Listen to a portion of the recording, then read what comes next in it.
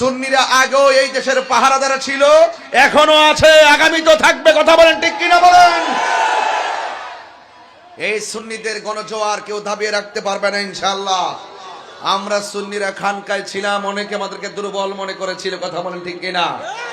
যখন আমরা মাঠে নেমে গেছি, আমি পরিষ্কার ভাষায় বলতে চাই, যেই নেতার মধ্যে নবীর মহব্বত থাকবে, সুন্নিরা সেই নেতার পা জিহ্বা দিয়া পরিষ্কার করে দিবে। কথা বলেন ঠিক কিনা? আর যার মধ্যে নবীর মহব্বত থাকবে না, আউলিয়া কেরামের মহব্বত থাকবে না, সুন্নিরা তাদেরকে ডাস্টবিনে ফেলে দিবে। কথা বলেন ঠিক কিনা? এই জন্য রাষ্ট্রযন্ত্রকে বলবো, সুন্নিদেরকে ছাড়া রাষ্ট্রযন্ত্রের গুরুত্বপূর্ণ সিদ্ধান্ত নেওয়া হবে না। এই দেশের ধর্মীয় কোনো সিদ্ধান্ত যদি নিতে হয়, সুন্নিদেরকে সামনে বাড়িয়ে নিতে হবে। কথা বলেন ঠিক কিনা বলেন? আমার ভাইরা, আমরা কি ইয়াজিদি না হুসাইনি? কারা কারা হুসাইনি হাত তুলে দেখান ইনশাআল্লাহ।